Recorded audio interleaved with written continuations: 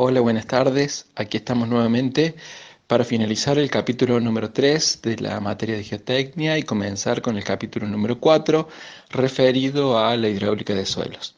En la clase del día de ayer estuvimos estudiando respecto a las propiedades físicas y químicas de los suelos, vimos cómo podíamos clasificarlos, analizamos ensayos de caracterización granulométrica, tanto por vía seca como por vía húmeda, establecimos los límites de consistencia y revisamos algo de la doble capa difusa.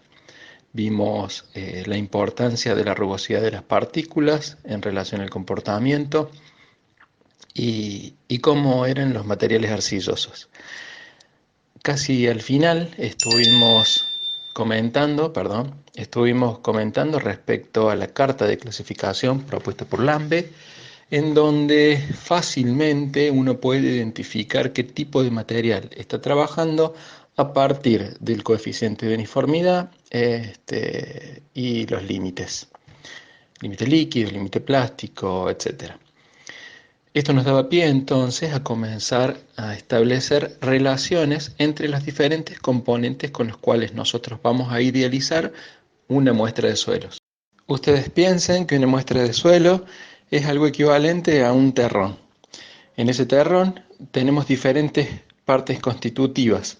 La geotecnia que nosotros estudiamos en este curso asume que está separada en tres fases. Una que corresponde al aire, otra que corresponde al agua y finalmente al suelo. Puede haber otro tipo de componentes en donde se reemplace el aire por algún tipo de gas o el agua por otro tipo de fluido, pero no forman parte del curso de geotecnia básica que es el que nosotros estamos estudiando a lo largo de la carrera de grado. Así que nos vamos a centrar en este elemento de volumen representativo caracterizado por estas tres fases, en donde a cada una de ellas le vamos a asignar un volumen y un peso. De esto va a surgir entonces lo que vamos a denominar como relaciones volumétricas y gravimétricas respectivamente. En una de las placas aparece este elemento de volumen representativo en donde se identifica el volumen del aire, el volumen del agua y el volumen de suelos. En este elemento, cada uno de estos volúmenes tiene su homólogo en términos de peso. Entonces, el volumen de aire tendrá el peso del aire, que nosotros consideraremos dentro de la geotécnica el peso del aire para este tipo de elementos es despreciable. No así el peso del agua o el peso del suelo. Vamos a encontrar así relaciones, es decir, cosas que se dividen entre ellas o que pueden sumarse entre lo que son los volúmenes o los pesos. El volumen de aire generalmente es conocido junto con el volumen del agua, la suma de esos dos es conocido como el volumen de vacíos. El volumen total va a corresponder al volumen de vacíos más el volumen del suelo, a lo que le vamos a llamar sólidos. De esta manera, entonces, podemos poner de manifiesto dos volúmenes bien importantes. Uno que corresponde al volumen de vacío, que corresponde, insisto, al volumen de agua más el volumen de aire, y por otro lado el volumen total, que corresponde a la adición entre el volumen de vacío y el volumen de sólidos. Esto va a ser muy útil para definir relaciones que le vamos a llamar porosidad con una N y relación de vacíos con una E minúscula. Entonces, vean ustedes, la relación de vacíos va a vincular en el numerador el volumen de vacíos respecto del volumen de sólidos, mientras que la porosidad es el volumen de vacíos respecto del volumen total. Aparece como unas cantidades significativas lo que se conoce como grado de saturación, que vincula el volumen de agua respecto al volumen de vacíos. Y vean ustedes que este número nunca podrá ser mayor que 100, producto de que cuando el agua ocupa todos los espacios vacíos que tiene la muestra de suelo o este elemento de volumen representativo, el cociente entre estas dos magnitudes es igual a 1. Multiplicado por 100, 100. No podemos tener más agua que vacíos.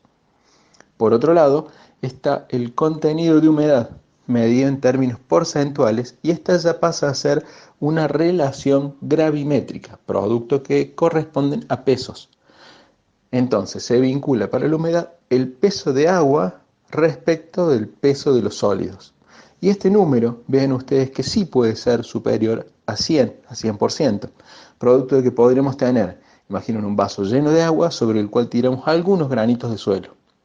Vamos a tener un gran peso de agua con muy poquito contenido de suelos y de esta manera nuestra humedad será muchísimo mayor al 100%.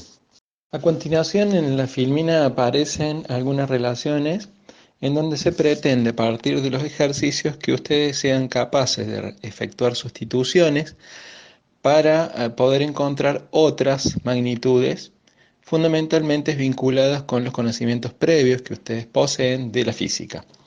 Tal es el caso de los pesos unitarios.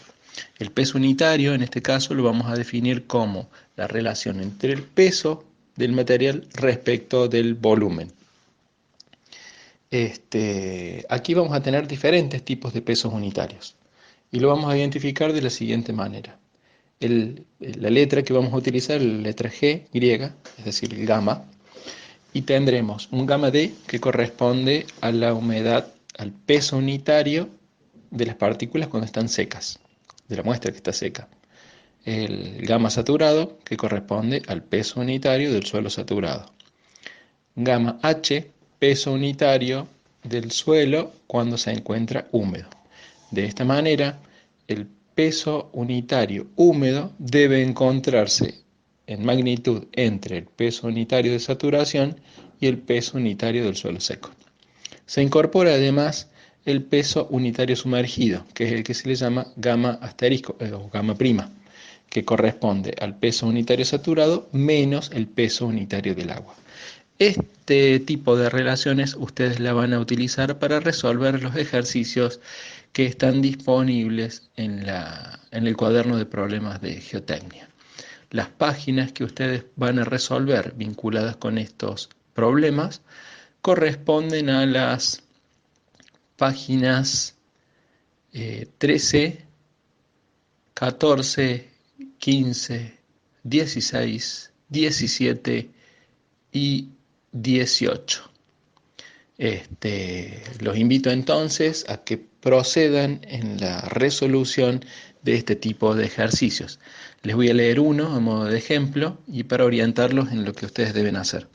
En la página 13, la consigna 1 indica: un terraplén de una vía se construyó con un relleno de arcilla compactada a un peso unitario de 1,45 toneladas por metro cúbico y un contenido de humedad del 18%.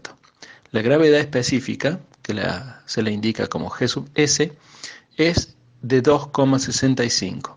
Se solicita entonces que ustedes calculen el peso unitario seco, es decir, gamma D, la relación de vacíos, en este caso es E, la porosidad, N, la humedad de saturación, es decir, WSAT, y finalmente el grado de saturación, S sub R, en porcentaje. En el libro de DAS tienen algunos ejemplos, algunos ejercicios que ya están resueltos, como para que ustedes tomen contacto y se familiaricen con el procedimiento de resolución. Entonces la recomendación sería que ustedes sigan a mano, con una hoja, con el libro al lado, que sigan el procedimiento que desarrolla DAS, copiando y tratando de interpretar cómo lo resuelve. Una vez que lograron comprender eso, pasamos a la parte de los trabajos prácticos, que serían la resolución de los ejercicios aquí en este libro. De esta manera vamos a ir avanzando de manera sostenida.